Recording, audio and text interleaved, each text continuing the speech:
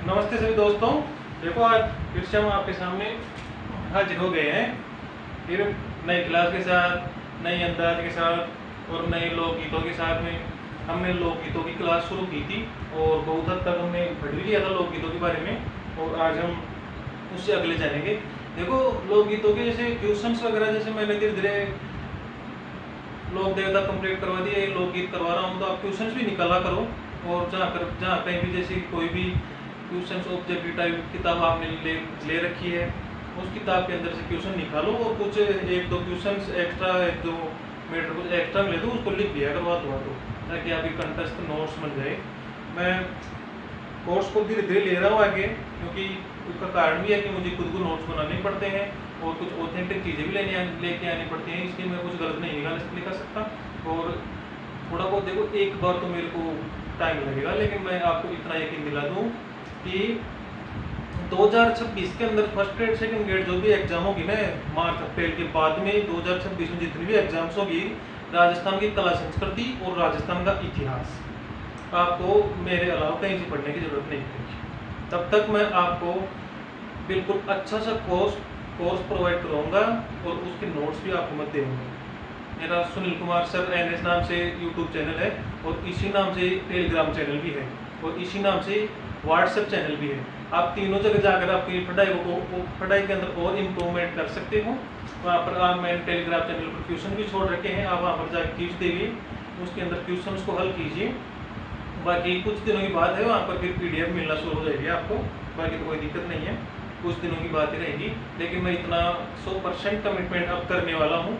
100% commitment मैंने आज तो कर ही दिया है कि मार्च अप्रैल 2026 के बाद के अंदर जितनी भी एग्जाम्स होगी ना, तो उन सब का कोर्स मैं कंप्लीट करवाऊंगा और उनके नोट्स भी आपको मैं प्रोवाइड करवाऊंगा। भले आपको थोड़ा बहुत शुल्क वगैरह देना पड़े, वो बाद की बातें हैं, इतना कोई विशेष शुल्क नहीं लगेगा, लेकिन नोट्स आपको मैं बिल्कुल अच्छे से ऑथेंटिक किताबों से, और उनके अंदर मैं सोर्स भी डालूंगा कि ये इस किताब से यहाँ से लिया हुआ ये मैटर है वगैरह जो भी है। आपको कहीं से भी पढ़ने की, कहीं पर जाने की जरूरत नहीं पड़ेगी। बिल्कुल एग्जाम्स के अंदर RPSC जैसे क्वेश्चन दे रही है और जैसे क्वेश्चन बना रही है, और भविष्य में कैसे क्वेश्चन बना सकती है, उन सभी के अकॉर्डिंग उन नोट्स के अंदर क्वेश्चंस और सवालात और थ्योरी होगी।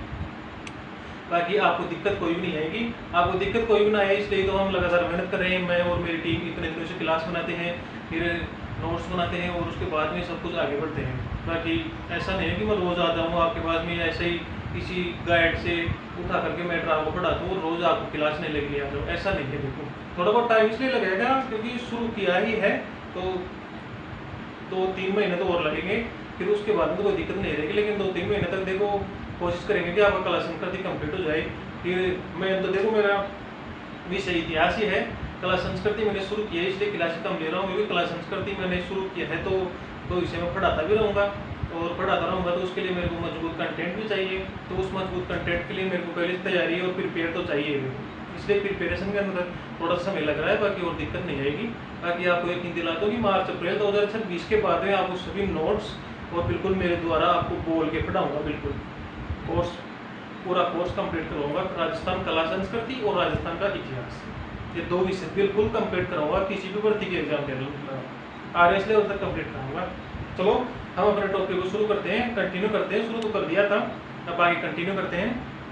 आप बस अपने साथ बने रहिए, आपको जो भी कंटेंट मिलता है उनको बराबर पढ़ते रहिए, निकालते रहिए, हमेशा रिवीजन करते रहिए। मैं तो देखो रिवीजन है, वरना पढ़ता तो हर कोई है।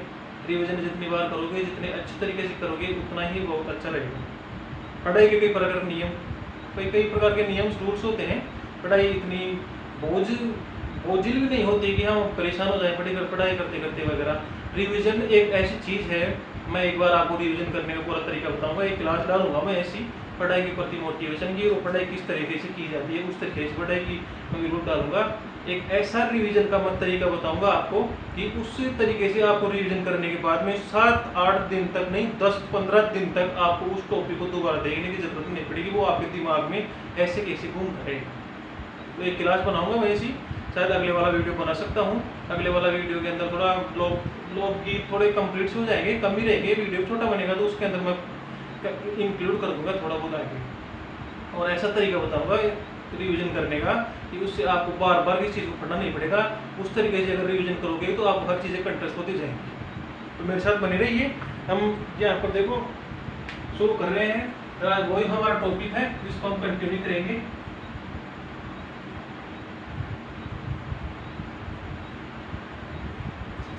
राजस्थान के लोकगीत।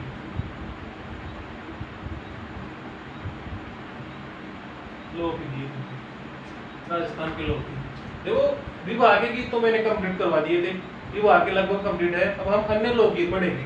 तो मैं यहाँ पर डाल देता हूँ 1 नंबर से डाल देता हूँ। अन्य लोकगीत पढ़ने जा रहे हैं और धीरे धीरे देखो कंप्लीट हो जाएगा। कोशिश करूंगा कि आज क्लास में हो जाए, बाकी वैसे होगा नहीं, कोई दिक्कत नहीं है। वो एक छोटी सी क्लास और डाल देंगे, उसमें कोई दिक्कत नहीं है।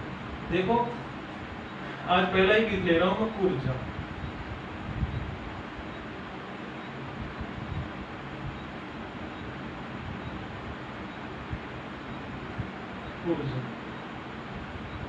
कुर्जा तो इसके बारे में देखो कुर्जा गीत कब गाया जाता है। यह है एक विरह गीत।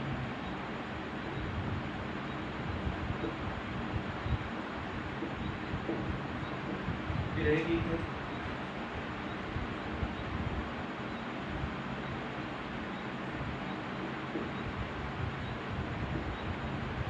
कुर्जा एक पक्षी है जो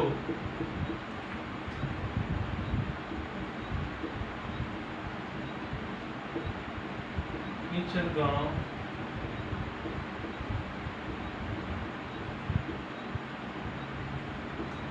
हलोदी का प्रसिद्ध है।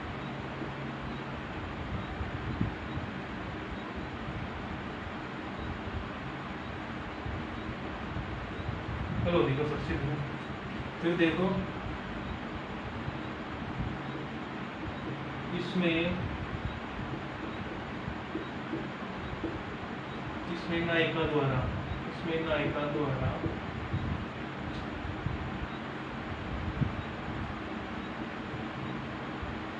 ऊर्जा पक्षी के माध्यम से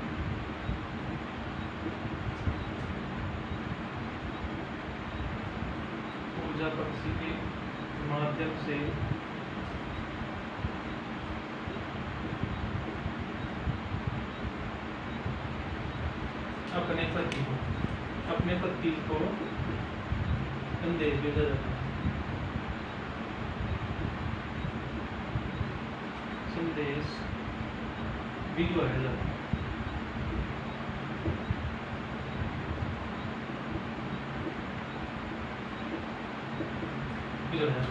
तो देखो ये है कुर्जा एक लोकगीत है। कुर्जा तब गाया जाता है, ये एक विरह गीत है।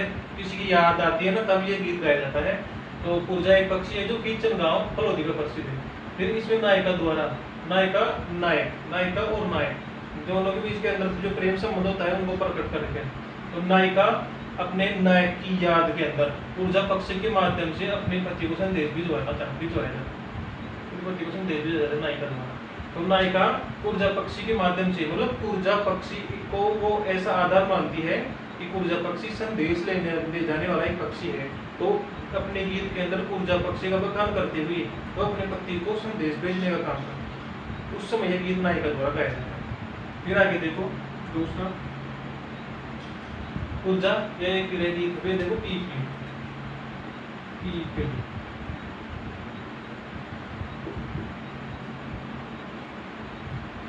यह भी एक विरह गीत है।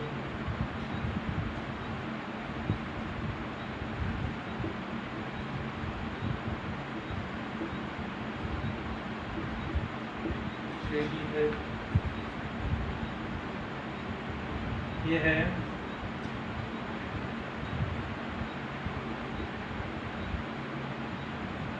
मारवाड़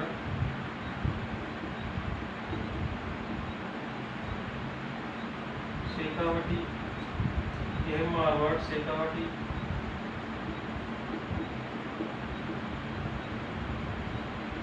बीकानेर में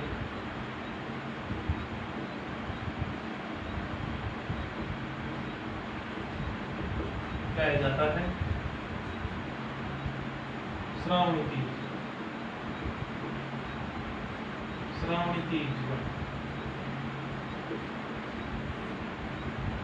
महिलाएं,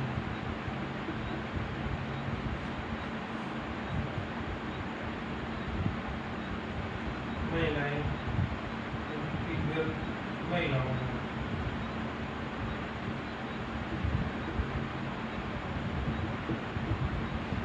गाया जाता है।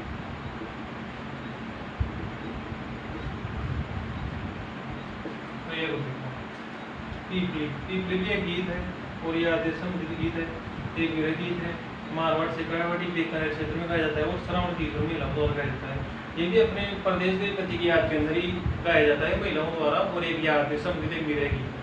तो पुर्जा और पीपली अब यहाँ तक उतार लो, फिर आगे बढ़ते हैं, फिर देखते हैं कौन कौन से लोग हो रहेंगे।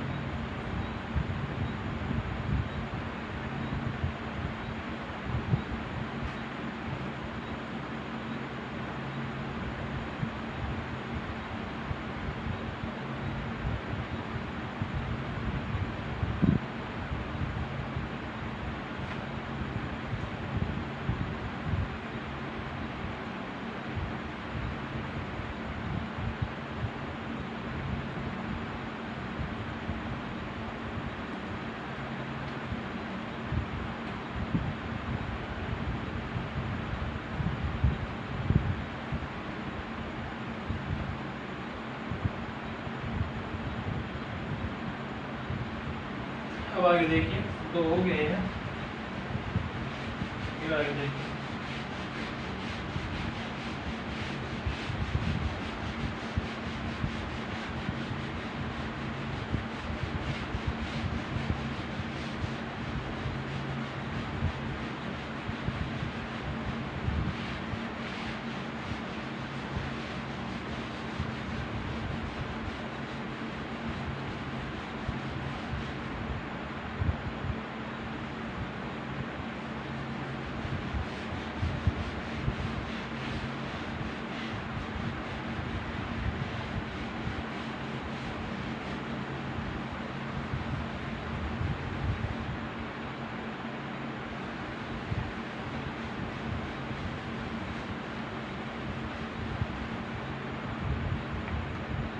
फिर आगे 3 पुर्जा, पीपली, एक है जोरा।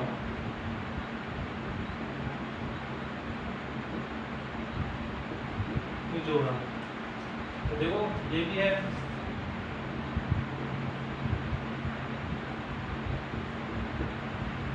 एक भी रहेगी,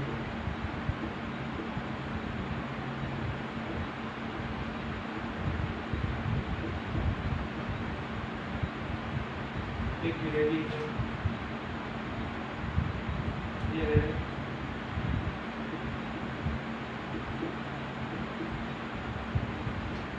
जैसलमेर क्षेत्र में, जैसलमेर क्षेत्र में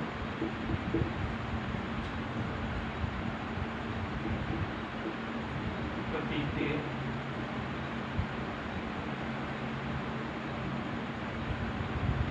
परदेश, पति के परदेश जाने पर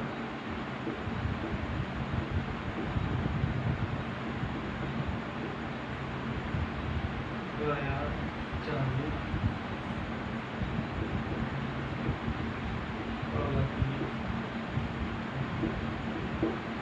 जोरा। ये भी एक गृह गीत है, यह आज से संबंधित गीत है और जैसलमेर क्षेत्र में ये गाया जाता है प्रदेश गए पति की याद में। मतलब इसको याद रख सकते हो, जोर आवा, जोर और आवा, जोर आवा। तब पति जब प्रदेश चला जाता है तो पत्नी को काम करने में जोर आता है, तो इसलिए गाया जाता है जोर आवा। और काम करने में जोर कहाँ आता है? जैसलमेर में। तो जोर आवा गीत कहाँ है? जैसलमेर का। और पति के प्रदेश जाने पर याद से संबंधित गीत उसकी पत्नी द्वारा गाया जाता है। तो जोर आवा ऐसे याद रख सकते हैं। फिर देखो आगे सूप, इसमें ज्यादा नहीं है, बस इतना याद रखना कि यह है कि एक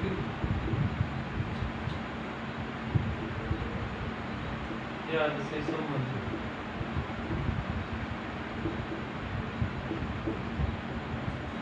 भी रहेगी।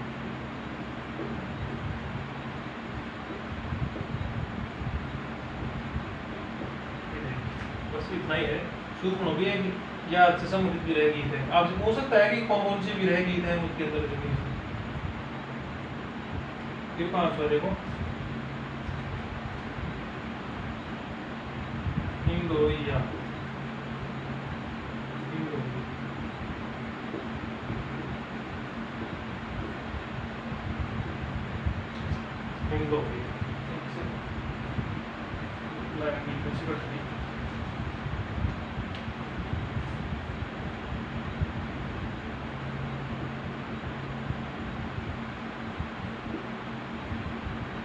हिंदो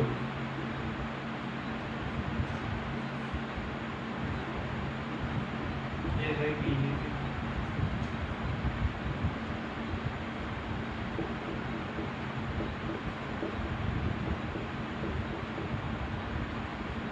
त्योहारों पर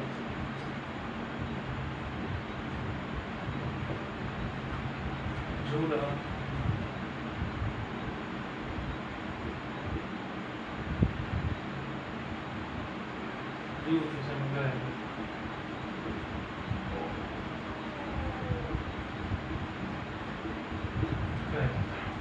तो इन होली का बोला जाता है तीज त्योहार पर जब झूला झूला जाता है ना, तीज के समय झूला गाड़ने की तो सभी परंपरा रहती है।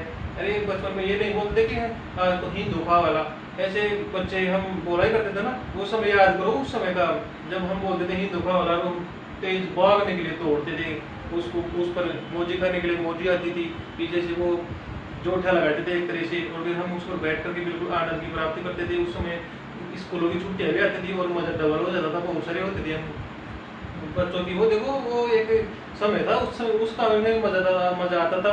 आज वर्तमान समय में हमें वो हमारे को झूला झूलने के लिए कोई बोल दे तो हम पास भी नहीं जाते हैं।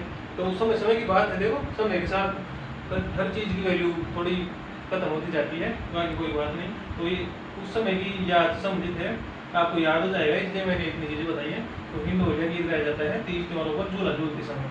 जोरावा है एक विरह गीत है, जैसलमेर क्षेत्र में पति के प्रदेश ले जाने पर याद से संबंधित पत्नी द्वारा गाया जाता है। शूर्पणखा है, यह भी एक याद से संबंधित गीत है।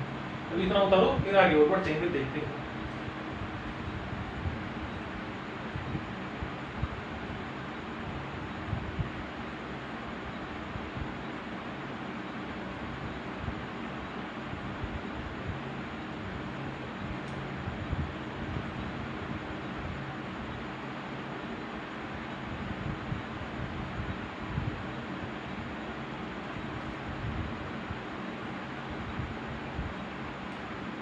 अब तक तो ले लिया वो स्क्रीनशॉट। देखो हमारे को कोर्स भी कंप्लीट करना है धीरे धीरे, वैसे हम धीरे धीरे चलते हैं, लेकिन उसके अंदर भी थोड़ा सा थोड़ी सी तेजी बरत ले तो अच्छा है। स्क्रीनशॉट हो गया होगा, बाकी वीडियो पीछे करके वो लेना ना।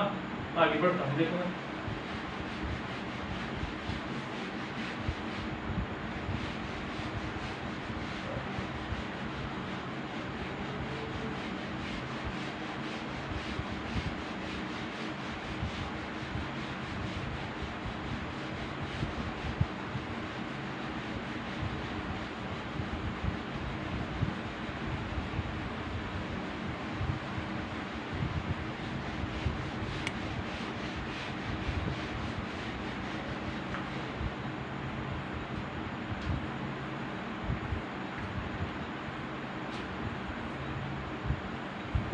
छठे नंबर का है, देखो हिंदोलिया हो गया, एक ले लिया ऊपर पक गई है।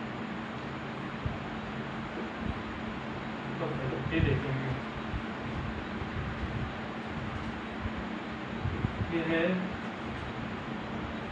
वर्षा ऋतु। वर्षा ऋतु में, यह वर्षा ऋतु में मरु प्रदेश में, मरु प्रदेश में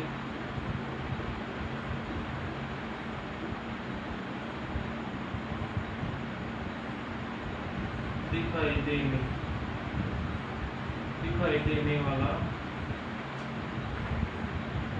एक पक्षी है, एक पक्षी पपैया, पपैया नाम से एक पक्षी है। ये है गीत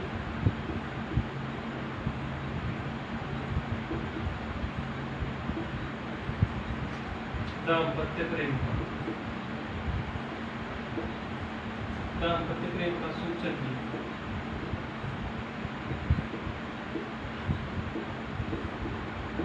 दाम्पत्य प्रेम का सूचक गीत है। देखो इस पपैया गीत में क्या होता है, एक कुंवारी लड़की होती है और एक शादीशुदा लड़का होता है। तो कुंवारी लड़की क्या है कि उपवन के अंदर इशारे कर करके उस लड़के को बुलाने की कोशिश करती है और उसको भ्रष्ट करने के लिए, उसकी शादीशुदा जिंदगी को भ्रष्ट करने के लिए, बिखेरने के लिए। तो इसके अंदर ऐसे गीत गाया जाता है और उस लड़के की तरफ इशारे करके उसको उपवन के अंदर बुलाने की कोशिश की जाती है। लेकिन ये दाम्पत्य प्रेम का सूचक गीत होता है। वो लड़का, वो जो भी है, वो बुलाने पर भी और बहुत ज़्यादा मिन्नतें करने के बाद भी वहाँ पर नहीं जाता है। वो भले कितना ही गीत गाते हैं, कितने ही सारे करके उसको बुलाते हैं, लेकिन वो वहाँ पर जाता नहीं है। इसलिए बोला जाता है कि ये दाम्पत्य प्रेम का सूचक गीत है। वो लड़की जो उसको बुलाकर भ्रष्ट करना चाहती है, वो बार बार पपैया गीत गाती तो है, लेकिन वो उपवन के अंदर जाता नहीं है। इसलिए बोला जाता है कि ये दाम्पत्य प्रेम का सूचक गीत है। फिर 7 नंबर का देखो, पपैया गोल।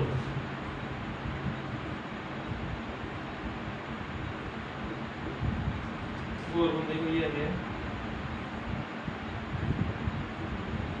ओके, गले का आभूषण।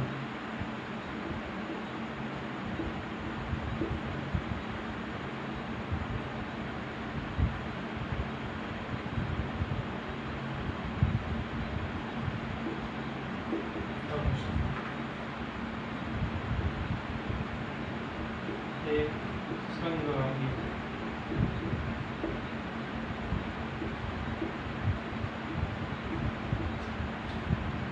जो मारवाड़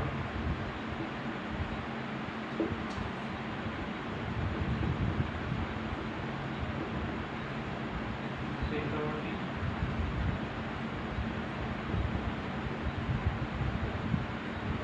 बीकानेर, मारवाड़ शेखावटी बीकानेर में महिलाओं द्वारा गाया जाता है। महिलाओं द्वारा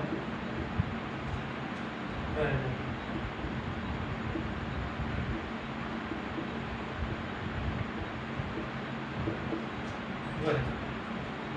तो गौरबंद देखो, आपने गौरबंद के नाम से राजस्थानी गानों का पहले एक प्रोग्राम भी आता था, आपको पता हो तो।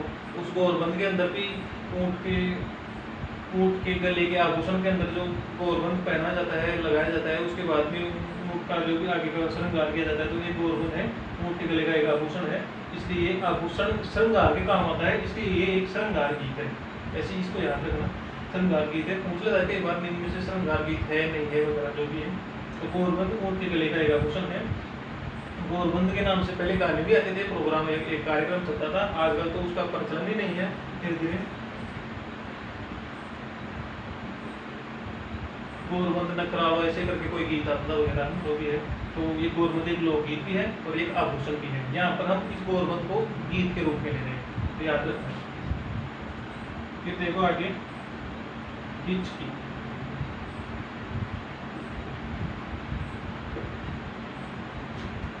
हिचकी देखो, ये है मेवाड़ क्षेत्र।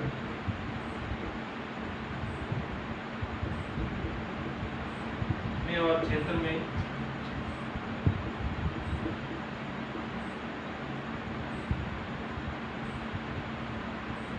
मेवाड़ क्षेत्र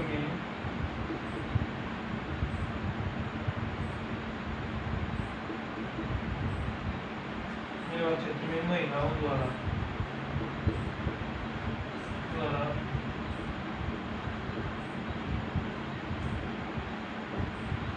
गाया जाने वाला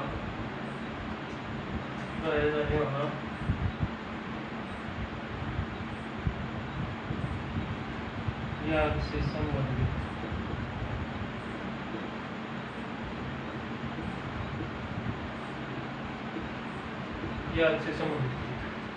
हिचकी देखो मेवाड़ क्षेत्र में गाया जाता है और याद से संबंधित गीत है।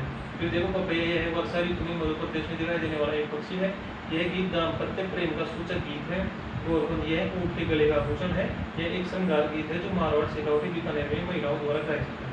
फिर हिचकी है मेवाड़ क्षेत्र में महिलाओं द्वारा गाया जाने वाला याद से संबंधित गीत। इतना उतारो, फिर देखो आगे बढ़ते हैं। और भी अच्छे गीत आएंगे अभी उनको।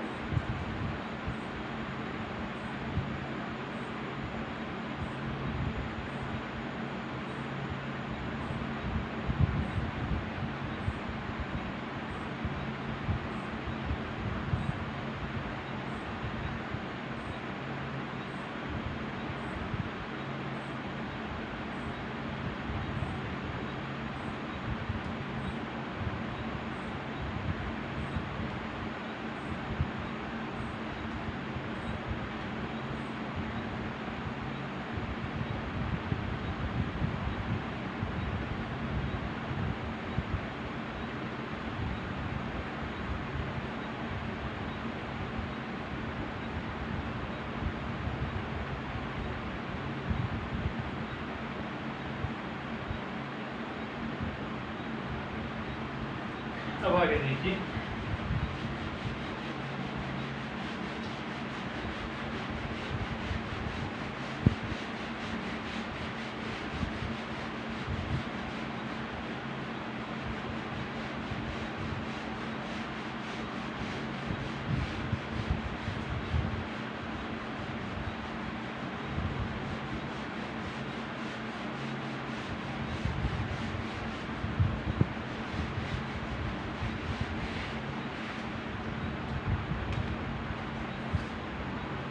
नोवेल नंबर पर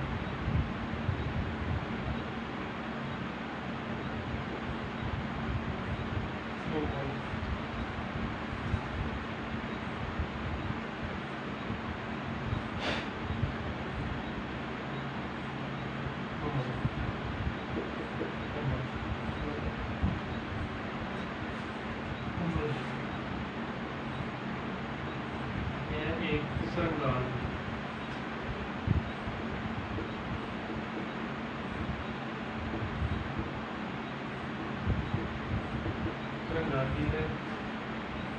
उमल महेंद्र प्रेम कथा पर आधारित है। अभी बताएंगे क्या था क्या नहीं था, पहले लिख लेते हैं एक बार तो डाल देता हूँ।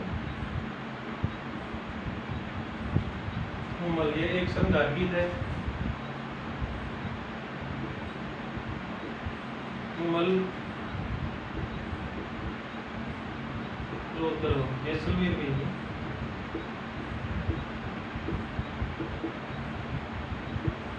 जैसलमेर की राजकुमारी थी।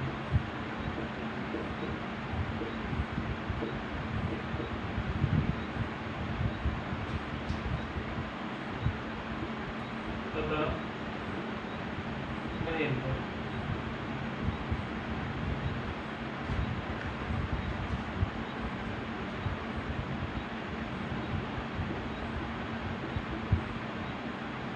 अमरकोट का राजा।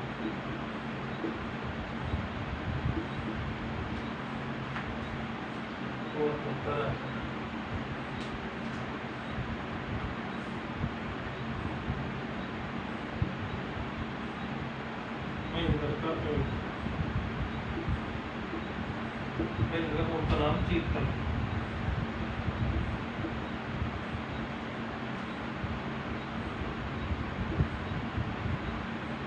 उमल की बहन सुमन। उमल की बहन सुमन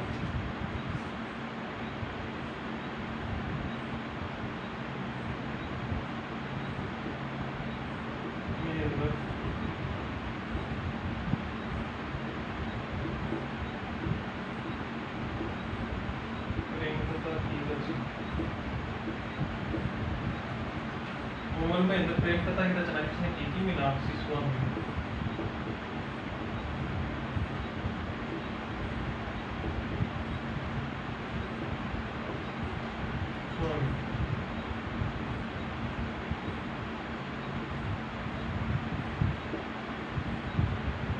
उमल ग्रंथ किसने लिखा? लक्ष्मी कुमारी स्वामी।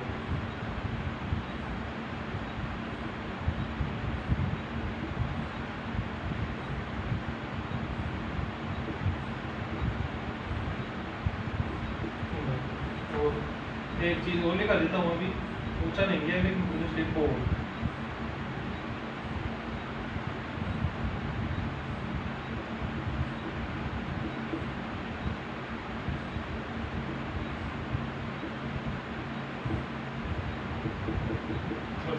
ये बोल। तो देखो मुमल एक श्रृंगार गीत है। मुमल लोहदरवा जैसलमेर की राजकुमारी थी तथा महेंद्र अमरकोट का राजा था। महेंद्र का उर्फ चीतल, मुमल की बहन सुमन। मुमल महेंद्र प्रेम कथा की रचना मीनाक्षी स्वामी ने की। मुमल ग्रंथ लक्ष्मी कुमारी चुंडा ने लिखा है। बोल इसके बोल है, इस गीत के बोल है मारी बरसा लेरी मुमल। और प्रसिद्ध गायक कलाकार देखो, प्रसिद्ध कलाकार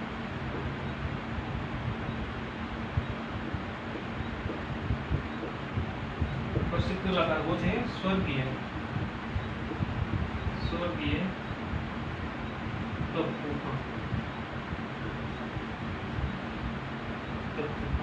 हाँ ये हो गया है। देखो उमल गीत के बारे में देखो लिखना तो हो गया है। अब देखो सुन लो एक बार, कहानी है कहानी उसके थोड़ा गीत या कोई भी टॉपिक हो थोड़ा अच्छे से याद हो जाता है। तो देखो मुमल लोहदरवा जैसलमेर के अंदर पड़ता है लोहदरवा। तो वहाँ की एक राजकुमारी थी, वहाँ पर बिल्कुल अच्छी तरीके से चारों तरफ फैला हुआ था कि मुमल एक बहुत ही सुंदर और सुशील और शांत स्वभाव की महिला है, लड़की है, और इतनी सुंदर है कि उसको देखते ही हर कोई रीझ जाए।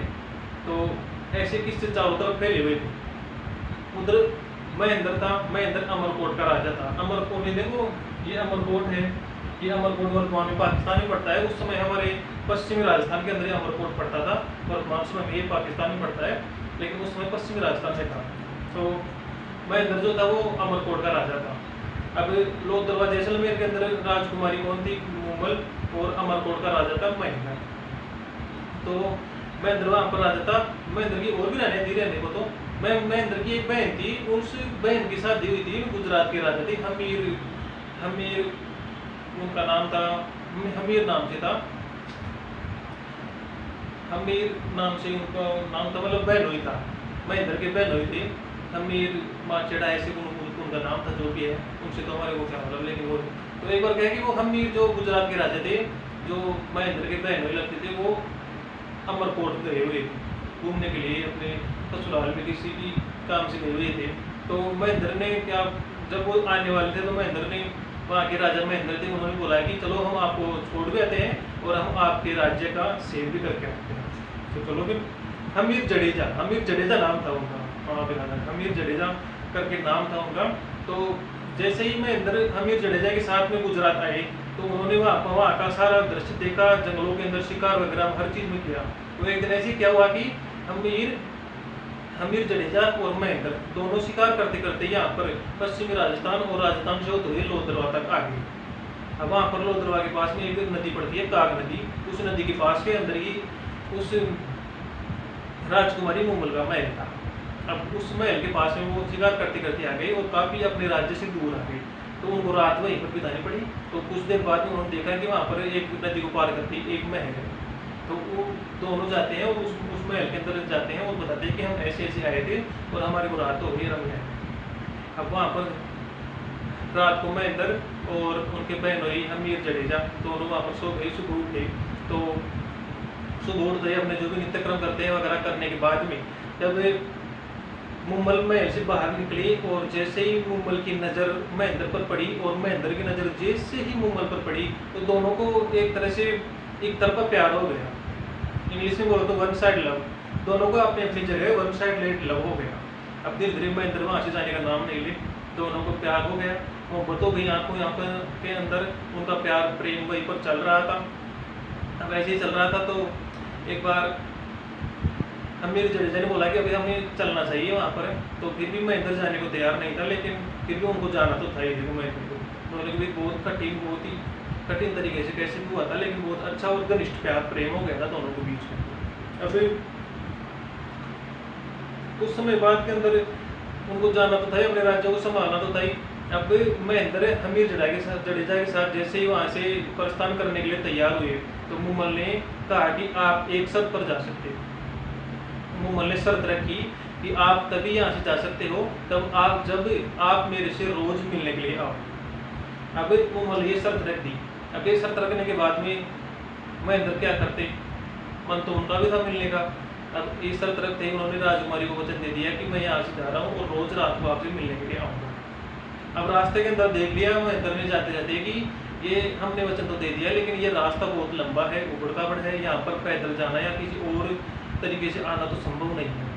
ये एक रेगिस्तान टीलेनुमा एक स्थान है जहाँ पर सिर्फ ऊँट ही जा सकते।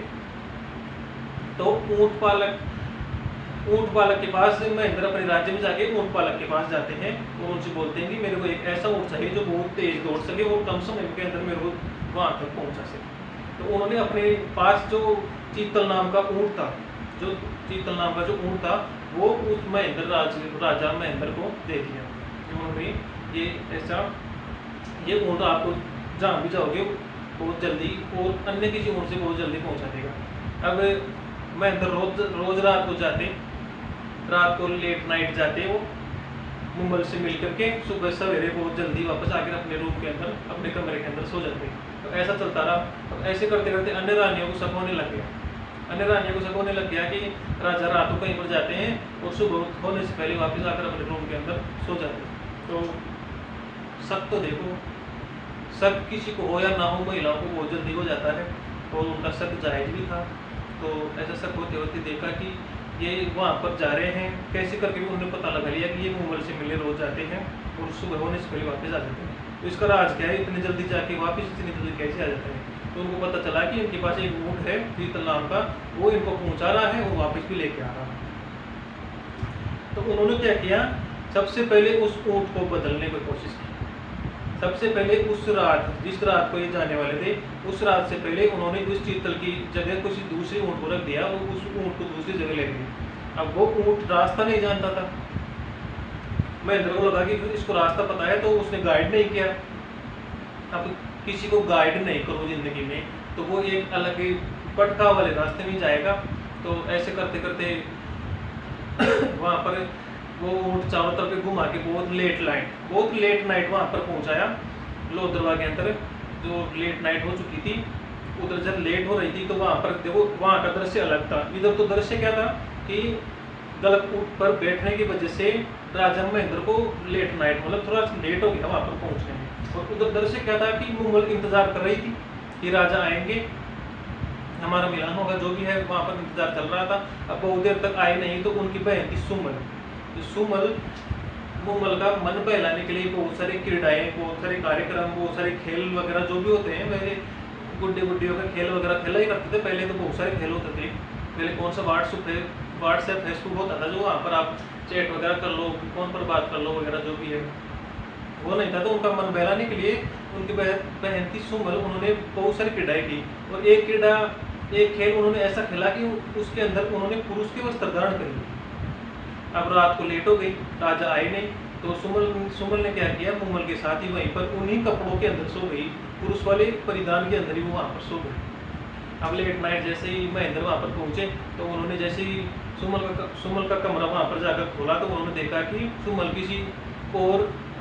किसी और पर पुरुष के साथ में विश्राम कर रही है अपने कक्ष के अंदर। इतना देखते ही महेंद्र को गुस्सा आ गया और वहाँ पर अपने राज्य को लौट। अब इधर सुबह हो गई, मुमल को लगा कि रात को आए नहीं, इस बात से नाराज हो गई। दूसरे दिन भी नहीं आए, तीसरे दिन भी नहीं आए। ऐसे मुमल इंतजार करती रही। प्रेम बहुत घनिष्ठ था, रहा नहीं गया। मुमल ने सोचा और ठान लिया और वहाँ से अमरकोट की तरफ प्रस्थान कर दिया। अमरकोट जाते ही जैसे ही वहाँ पर अमरकोट के महल के बाहर उन्होंने बोला कि मैं मुमल हूँ और ऐसे राजा से मिलना चाहती हूँ। अब ये बात जैसे राजा के पास गई तो राजा ने सीधा ही बोल दिया कि उनसे जाकर ये कह दो कि राजा तो किसी कारणवश मृत्यु को प्राप्त हो गई। अब इतना कहते ही जैसे ही द्वारपाल आके के मुमल को ये बोलता है कि राजा तो मृत्यु को प्राप्त हो गए हैं, हमें पता नहीं था, हमें आज ही पता चला है, इमरजेंसी न्यूज़ है और हम आपको इमरजेंसी में दे रहे हैं, सॉरी आपके वगैरह जो भी उन्होंने बोला बोलने के लिए जो भी था वगैरह जो भी उन्होंने बोल दिया। अब इतना सुनते ही मुमल के प्राण निकल गए वही। राजा ने तो ऐसे ही बोला था, कुछ जाने बगैर, कुछ जाने सोचे समझे बिना कुछ कहे कुछ ऐसे सोचा था, लेकिन इतना सुनते ही मुमल के प्राण वहीं पर निकल गए। अब ये बात जब राजा को पता चली कि प्रेम तो वास्तव में बहुत घनिष्ठ था, हमने तो जिंदगी के अंदर इतनी बड़ी गलती कर दी कि उसका पश्चाताप भी करने का मौका ही नहीं है अब तो। अब वहाँ पर जैसे ही मुमल के प्राण निकल गए, राजा को ये बात पता चली तो यह बात सुनते ही सारी गलतियाँ दूर हो गई, लेकिन तब तक बहुत देर हो चुकी थी। इतना सुनने के बाद में राजा अपना दिमागी संतुलन को बैठता, मतलब राजा पागल हो जाता है और कुछ दिनों बाद के अंदर धीरे धीरे राजा महेंद्र की भी मौत हो जाती है। तो ऐसे ये दोनों प्यार के प्रेमी अपनी विरह भावना लेते हुए एक दूसरे के प्रति सच्चा प्रेम, प्राणों से भी अधिक प्रेम करते हुए एक दिन मृत्यु को प्राप्त हो गए और अपने जीवन गाथा को लेकर इतिहास के अंदर अमर हो गए। तो ऐसी थी मुमल महेंद्र की प्रेम कहानी। अच्छी लगी हो तो लाइक करना और ऐसी कहानियों से जुड़े रहने के लिए हमारे से जुड़े रहो। हम और अच्छी कहानियाँ हम आपको बताते रहेंगे। तो ये देखो, एक कोई कहानी नहीं है, एक सत्य घटना बताई जाती है और इतिहास के अंदर अमर हो चुकी है उनकी प्रेम कहानी भी। राजस्थान के अंदर भी ऐसे वीर लोग हुए हैं जिन्होंने अपने प्रेम के लिए, अपने प्रेम की खातिर उनको निभाने के लिए अपने प्राण भी त्याग दिए हैं। ऐसी आगे कहानी आएगी डोला मारू की, अभी थोड़ी देर बाद में आएगी। तो कहानी अच्छी लगी हो तो बहुत अच्छी बात है, अब तो समझ में आ भी गया होगा। अब आप ये जल्दी से स्क्रीनशॉट ले, जिन्होंने नहीं उतारा है वो धीरे धीरे उतार लो, और बाकी स्क्रीनशॉट ले, फिर हम आगे बढ़ेंगे। जल्दी से कीजिए।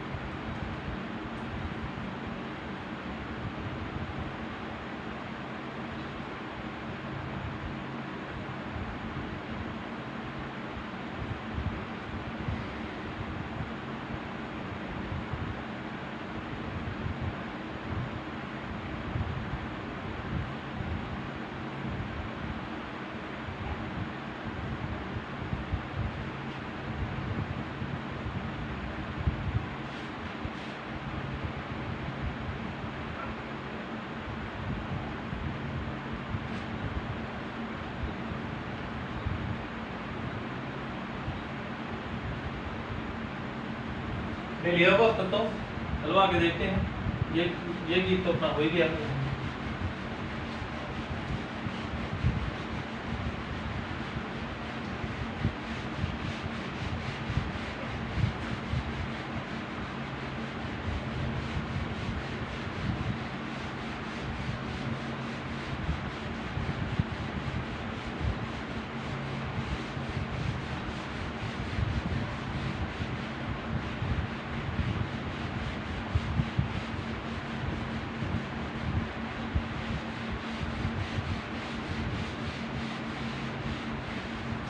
देखिए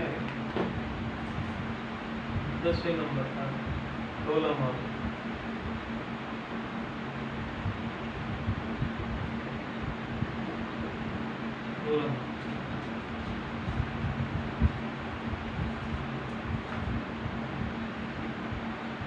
वही बात है, डोला मारू की भी एक छोटी सी अच्छी सी कहानी है, ये भी प्रेम से संबंधित है। तो मैं पहले लिखा देता हूँ, फिर हम बाद में बात करेंगे कहानी के बारे में।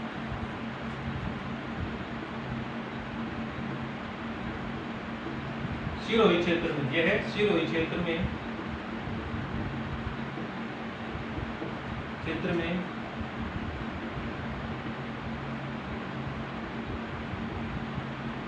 गाया जाने वाला प्रेम व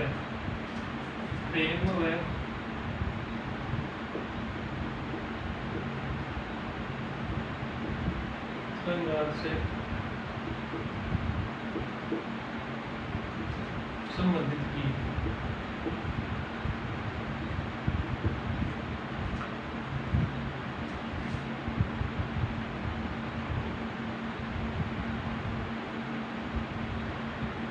इसमें देखो मारू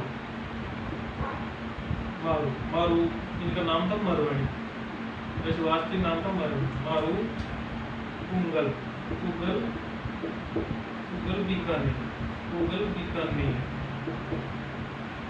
बीकानेर ठिकाने कुगल बीकानेर के राजा पिंगल पिंगल की पुत्री, पिंगल की पुत्री। और डोला, इनका नाम था साल्य कुमार। डोला साल्य कुमार, डोला मालवा के नरवर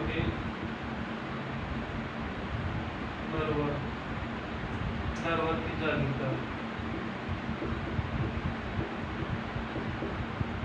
नरवर की जागीरदार नल के पुत्र।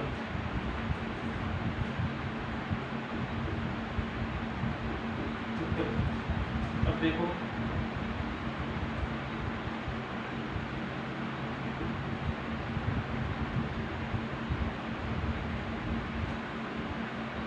आगे से मैं डोला किया है कुछ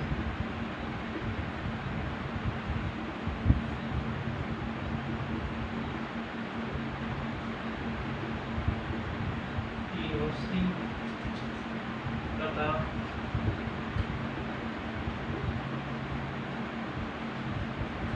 मारू किया है। आगे से मैं डोला किया यूनिवर्सिटी था, मारू किया है 1.5 वर्ष की।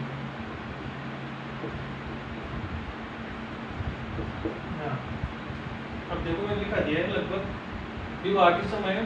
देखो डोला मारू है सिरोही क्षेत्र में गाया जाने वाला प्रेम श्रृंगार से संबंधित गीत है। फिर देखो मारू पुंगल बीकानेर के राजा पिंगल की पुत्री थी और डोला मालवा के नरवर के जागीरदार नल के पुत्र थे। विवाह के समय डोला की आयु 3 वर्ष की तथा मारू की आयु 1.5 वर्ष की। तो देखो एक बार क्या हुआ, ये जो बीकानेर और उसके आसपास का क्षेत्र था वो जांगल प्रदेश के नाम से पुराने समय में वो जाना जाता था, जांगल प्रदेश के नाम से। तो जांगल प्रदेश के अंदर ही पुंगल एक ठिकाना था, वहाँ के राजा थे पिंगल। तो जांगल प्रदेश के अंदर क्या होता था कि हर 3 साल 2 साल 8 साल के ऊपर अकाल पूर्ण अकाल वगैरह पड़ते रहते थे। तो इनको अपना जीवन यापन या जीवन बसर करने के लिए एक स्थान से दूसरे हरे भरे स्थान पर जाना पड़ता था। तो ऐसे एक बार क्या हो गया, बहुत सारा अकाल पड़ा बीकानेर के अंदर, कुंगल ठिकाने के अंदर बहुत सारा अकाल पड़ा। तो राजा पिंगल भी अपने परिवार को लेकर के अपने ही दोस्त मालवा के नरवर के जागीरदार अपने दोस्त नल के यहाँ चले गए। अब वहाँ पर कुछ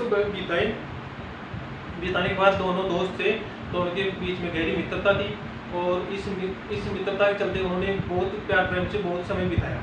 अब जैसे ही समय बिताने के बाद में किसी की वजह से उनको पता चला कि हमारे वहाँ पर बरसात हो गई है और अब अकाल जैसी कोई स्थिति नहीं है। तो जैसे ही पिंगल अपने परिवार को लेकर वापस वहाँ पर जाने लगे तो वहाँ के राजा नल की नज़र उनकी 1.5 वर्षीय पुत्री मारू पर पड़ी, जिनको प्यार से मारू मारू बोला था, डोला मारू वहीं से नाम पड़ा है मारू पर। अब नल ने अपने बेटे डोला के लिए विवाह का प्रस्ताव रखा पिंगल से। पिंगल इतना सुन देगा उर्दू से और बोला कि हमारी वर्षों की दोस्ती, इतनी गहरी दोस्ती अगर रिश्तेदारी बदल जाए तो मेरे को इससे संबंधित और क्या आपत्ति हो सकती है। तो ना सिर्फ वहाँ पर उन्होंने वो रिश्तेदारी मतलब सगाई करने की कोशिश की, बल्कि उसी छोटी सी उम्र के अंदर डोला और मारू की वहीं पर शादी कर दी। अब जो भी शादी वो एक तरह से बाल विवाह था, तो मारू वहाँ पर रह नहीं सकती, उसको अपने पियर ही जाना पड़ेगा। और वहाँ पर जैसे ही उनकी उम्र ससुराल में जाने लायक हो जाएगी तो वो एक रस्म होती है मुकलाव, अपने जब मैं रीति रिवाज रस्म वगैरह पढ़ाऊंगा तो उसके अंदर बताऊंगा। तो एक मुकलाव रस्म होती है, तो उसको होने के बाद मतलब वो अपने ससुराल आएगी वगैरह जो भी था वो होता है। तो ऐसा हो गया, माँ डोला और मारू की दोनों की शादी हो गई बचपन के अंदर। अब मारू अपने परिवार के साथ में वो वापिस पिंगल बीकानेर अपने पैतृक जागीर के पास आ गई। अब वहाँ पर आई तो वहाँ पर आने के बाद में जैसे ही उम्र निकली, डोला और मारू जवान हुए, बड़े हुए। तो इधर तो क्या हुआ कि मारू ने पूछा कि क्या मेरी शादी नहीं होगी या कब करोगे वगैरह जो भी है। तो उनकी माँ ने बताया कि बेटा आपकी शादी तो बचपन में हो गई थी, वहाँ पर दूर जागीरदार मालवा के नल के पुत्र डोला के साथ में आपका विवाह हो चुका। इधर स्थिति यह थी कि डोला के पिता की मृत्यु हो गई थी, तो डोला को किसी ने बताया भी नहीं था कि बचपन में उनकी शादी हमने मारू के साथ कर दी है। तो डोला किसी दूसरी लड़की से विवाह करके ले आए। विवाह तो हो गया उनका, लेकिन इधर मारू जो थी वो मारू डोला के इंतजार के अंदर दिन रात एक कर दिए उन्होंने इंतजार के अंदर। उनको बता दिया, पहले के समय में क्या होता था, लड़कियों का विवाह जिससे होता था वो उन्हीं को अपना भगवान मान लेती थी। तो ऐसा ही हुआ मारू के साथ भी। मारू को जैसे ही बताया गया कि ऐसे राजा थे, इतने अच्छे इंसान थे वगैरह, तो उनकी कई सुनी बातों के अनुसार ही मारू को डोला से प्रेम हो गया। अब डोला से प्रेम हो गया, अब इन बातों के अनुसार ही डोला से प्रेम हुआ और डोला के प्रेम के अंदर वो इंतजार के अंदर जुट गई कि कब डोला आए वो मेरे को अपने साथ लेके जाए। अब ये बातें आपको पता थी और राजा पिंगल सोच रहे थे कि अभी वहाँ से कोई जवान होने के बाद ही वहाँ से कोई संदेश क्यों नहीं आया। तो मारू के पिता ने अपने दूत वहाँ पर भेजे। तो दूतों ने जैसे वहाँ पर गए तो उस राज्य में पहुँचने के बाद में उन दूतों को पता चला कि यहाँ पर अभी वर्तमान समय के अंदर डोला अपने राज्य में नहीं। तो उन्होंने एक चिट्ठी के अंदर सारी बातें लिखकर वहीं पर छोड़ दी ताकि राजा के पास पहुँच सके। लेकिन गलती से वो चिट्ठी उस डोला राजा की डोला के पत्नी के पास चली। जैसे ही पत्नी ने वो सब पढ़ा तो पत्नी ने पहले तो देखो, पत्नी क्यों चाहेगी कि अपने पति को किसी और के साथ हम बांटें वगैरह जो भी है, उस समय का सोच तो वैसी ही थी उनकी। तो जैसे ही उनके पास पत्र गया उन्होंने पढ़ा वो सारी बातें जान ली, लेकिन उन्होंने डोला को बताने की कोई ज़रूरत जहमत नहीं उठाई। अब जैसे मुगल के बारे में मैंने बताया था कि उनकी सुंदरता के चर्चे चारों तरफ थे, वैसे ही मारू के भी चर्चे तो थे। डोला की पत्नी को पता चल चुका था कि मारू बहुत अच्छी है, कहीं डोला को पता चल गया तो वो अपने को छोड़ देंगे और उसको लेने चले जाएंगे। अब डोला की पत्नी ने अपने राज्य के सैनिकों को आदेश दिया कि जो भी पुंगल बीकानेर से जो भी सैनिक यहाँ पर आए और मारू के संदेश लेकर जो भी आए वो डोला तक पहुँचने की जो भी जहमत उठाए उनको वहीं पर रास्ते के अंदर ही आपको रोकना। अब ये काम चलता रहा, सिलसिला चलता रहा। अब जो भी दूध भेजे जाए उनको रास्ते के अंदर ही दबोच लिया जाता है, वहीं पर उनको मार दिया जाता है। अब मारू के पिता ने सोचा कि ऐसे तो देखो डोला को बात पता चलनी से रही, ऐसे तो देखो काम नहीं चलेगा। तो उन्होंने अपने राज्य के अंदर एक ढोल होता है ना, पहले ये ढोलक बजाते थे, गाना गाते थे और पैसे लेते थे। ऐसे इंसान उस समय की प्रचलन में है, जो वर्तमान समय में ये हर कोई इसको बिजनेस बना लिया है, इसको वगैरह जो भी है। तो वो ढोली उस समय वो उनकी राग इतनी मधुर होती थी कि वो किसी को संदेश भी दे सकते थे अपने गानों की वजह से, वो कुछ सच में नहीं करता था। तो उस चतुर ढोली को डोला को बताने के लिए मारू का संदेश भेजा गया। अब जैसे वो उस रास्ते से गुजरे जहाँ पर सैनिक थे, वही रास्ता था जहाँ से होकर के नरवर के किले के अंदर पहुंचा जा सकता था। तो उस रास्ते जैसे पहुंचे तो वही डोला की पत्नी के सैनिकों ने उनको पकड़ लिया और उन्होंने बोला कि आप कहाँ से आए हो और कहाँ जा रहे हो और किस काम के जा रहे हो। तो चतुर ढोल ने तो इतना ही बोला कि मैं आने को तो पुंगल बीकानेर से आया हूँ, लेकिन मैं अपनी रोजी रोटी के लिए चारों तरफ भटकता रहता हूँ, गाना गाता हूँ और अपना पेट पालता हूँ। इतना सुनते ही उन सैनिकों ने उनको कुछ नहीं किया और वो सीधा महल की तरफ चले गए। अब महल में बाहर खड़े होकर, अंदर तो कैसे जाने नहीं थे, महल के बाहर खड़े होकर ही उन्होंने मारू का दिया संदेश गीतों के रूप में पिरोना शुरू किया। अब जैसे गीतों के रूप में पिरोना शुरू किया तो ये जैसे ही मधुर आवाज डोला के कानों के पास गई तो उनको थोड़ा थोड़ा धीरे धीरे समझ में आने लग गया। अब जब समझ में आने लग गया तो उन्होंने डोला ने अपने सैनिकों को भेजा और उस डोले को अंदर आने के लिए बोला। तो उस डोले ने मारू की सारी बातें, सारा वृत्तांत जो है वो डोला को सुनाया और डोला ने फिर अपने जो भी उस समय जो भी विभाग में मौजूद थे उनको कैसे भी करके पता लगाया कि भाई मेरी बचपन में शादी वहाँ की राजकुमारी मारू के साथ हो चुकी है और इस बात का आपको पता नहीं है, वो मारू आज भी आपका इंतजार कर रही है, आपको वहाँ जाना चाहिए। अब डोला जैसे ही मारू के पास जाने के लिए तैयार हुआ तो उनकी पत्नी ने कैसे भी बाहर करके उनको रोक लिया, लेकिन जैसे तैसे करके एक बार डोला वहाँ से निकल कर पुंगल पहुँचने के अंदर कामयाब हो गया। अब जैसे ही वहाँ पर पुंगल पहुँचने में कामयाब हो गया तो मारू के चर्चे तो थी, बहुत अच्छे चर्चे थे, चारों तरफ फैले हुए थे। वहाँ पर पहुँचते पहुँचते डोला को भी बहुत कुछ बातें पता लग चुकी थी। जैसे ही वहाँ पर पहुँचने के बाद पहली बार डोला ने मारू को देखा तो देखते ही वहाँ पर भी फिर वही बात, फर्स्ट साइड लव की, एक तरफा प्यार की, वही प्यार देखते ही मंत्रमुग्ध हो जाना वगैरह जो भी होता था।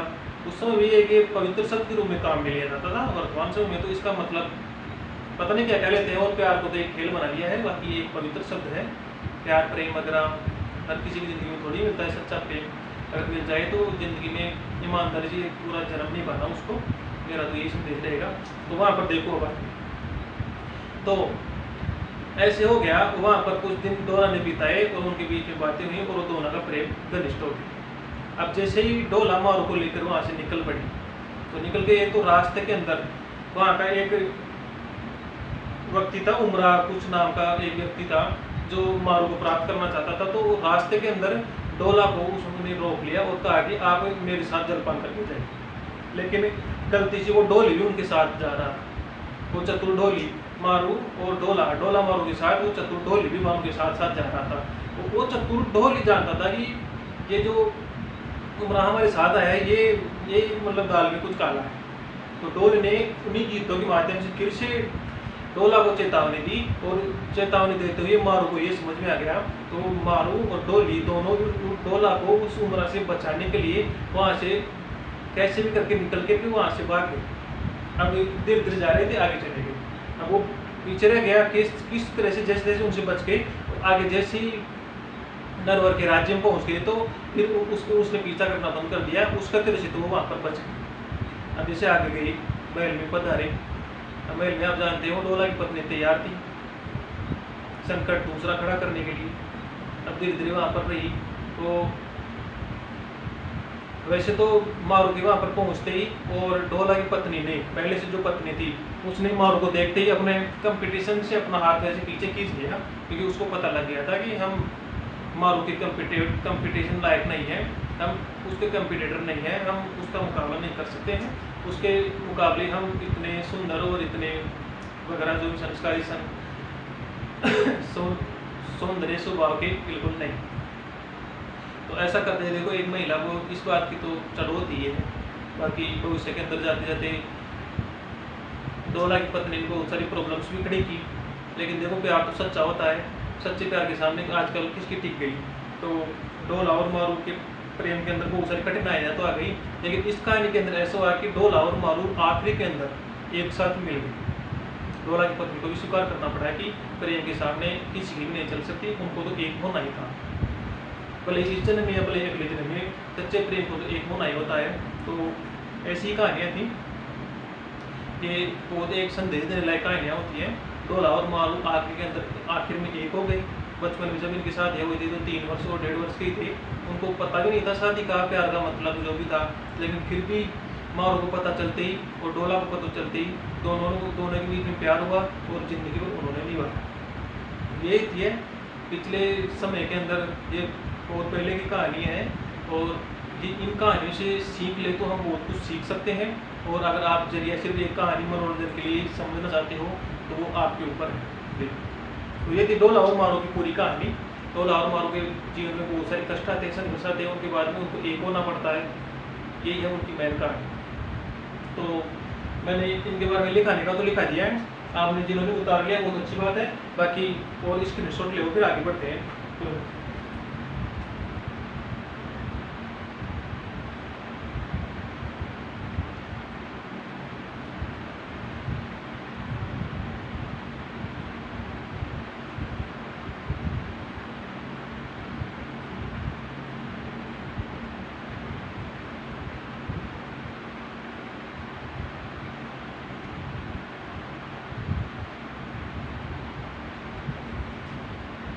तो चलो दोस्तों, फिर देखो वीडियो थोड़ा लंबा हो जाएगा, फिर हम नेक्स्ट वीडियो मिलेंगे और इन टॉपिकों को कंप्लीट कर देंगे। अब तो देखो ज़्यादा बड़े नहीं हैं, छोटे छोटे लोकगीत ही हैं और उनको हम जल्द पूरा भी कर देंगे, तो ज़्यादा समय नहीं लूँगा आपका। और मैं यही कहना चाहूँगा कि जैसे डोला मारू और मूमल महेंद्र की प्रेम कथा मैंने आपको सुनाई, उसी तरह से अपने जीवन के अंदर भी अगर आपको गलती से किसी से सच्चा प्रेम हो जाए और सामने वाला भी रिस्पॉन्स पॉजिटिव दे, तो ज़िंदगी में हमेशा उसको पॉजिटिव ले और पूरी ज़िंदगी में उसको निभाए, ये मेरा संदेश रहेगा। बाकी ऐसा वर्तमान समय में देखने को मिलता नहीं है। वर्तमान समय में लॉयल्टी नाम की देखो कोई चीज़ वो रही नहीं है, होती तो क्या रही नहीं। बाकी जो भी है आप अपनी अपनी निजी जिंदगी होती है, लेकिन फिर भी इन कहानियों से इतिहास क्यों पढ़ाया जाता है आपको? ये कोई टेक्नोलॉजी है या फिर कोई ऐसा कि भविष्य के अंदर आपको काम आओगे? आपको मैं बता देता हूँ 90% बच्चे नौकरी लगने के बाद में इतिहास संस्कृति इनकी तरफ झांकना भी पसंद नहीं करेंगे, देखने भी पसंद नहीं करेंगे।